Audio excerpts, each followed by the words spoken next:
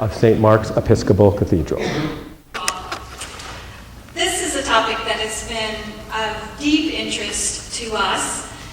The Episcopal Church, of course, is much in the news. We have our own issues, and they always do get the most radical people, the craziest ones on the edge, and interview them, and then we all look foolish.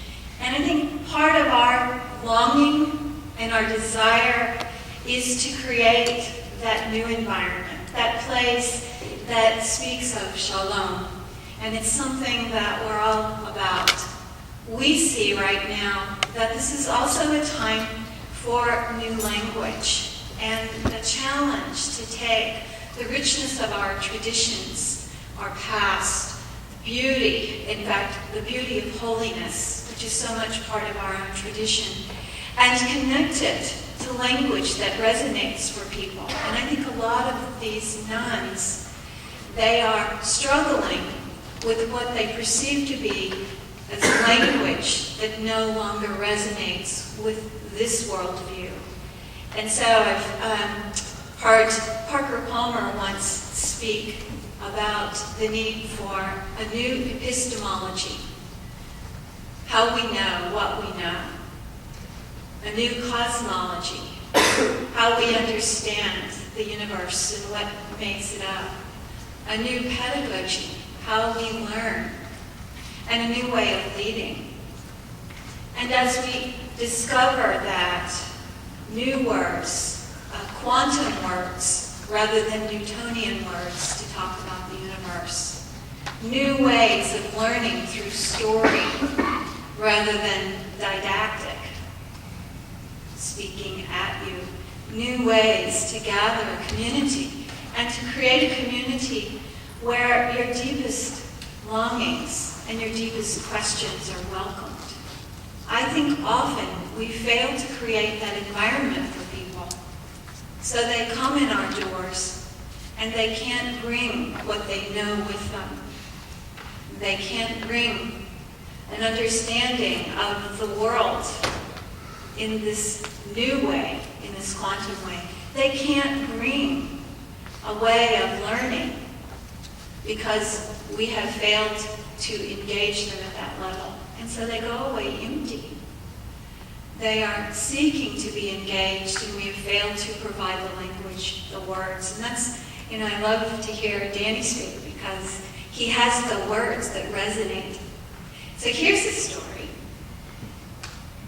We live in the same neighborhood, and we go to the same Starbucks, and we sit and listen to the same conversations. And I shared this with the cathedral community during that time of Easter. I said I had gone to my local Starbucks, and I'm sitting there, and it's very early. It's very early. There's this group of men, and they are huddled around the fake fireplace.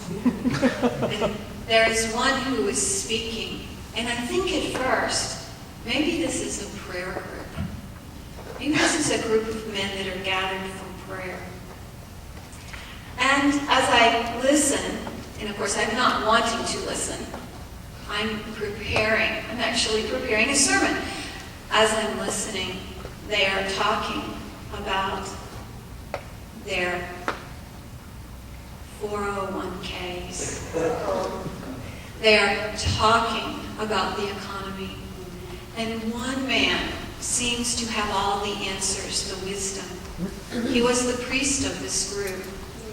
He was the one who was going to show them the way. There was much consternation and much bad news. And finally, one of the men said, "Is there any good news out there?" And as I was preparing my sermon, I was very tempted to jump up and say, "I have good news. This is about resurrection." And I thought, here's our world.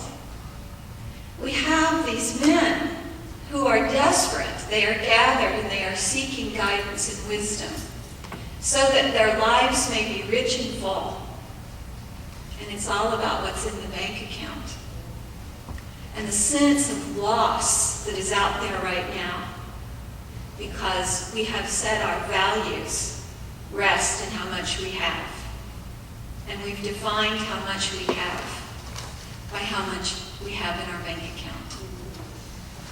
How do we address that longing? And I truly, truly had to resist stepping into it. And if Danny had been there together, we would have done it. Gone, sat down, and said, there is more. There is life. There's a way to be. There's a way to be together.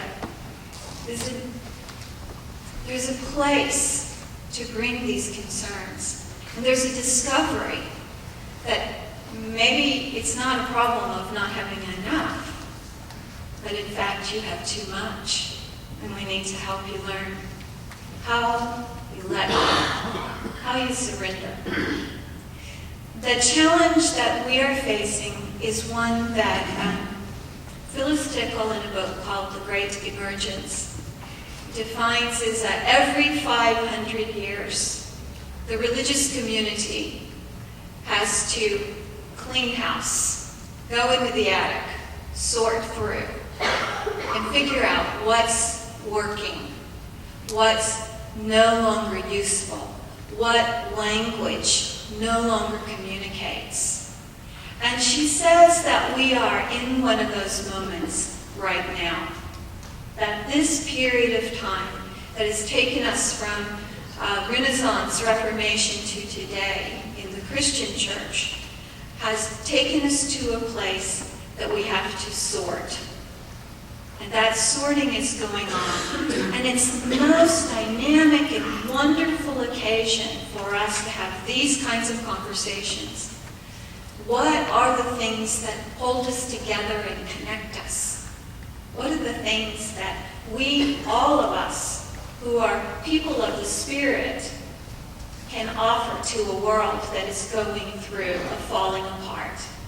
Because it's all around us. We know it. The world is falling apart, and we have gifts to offer.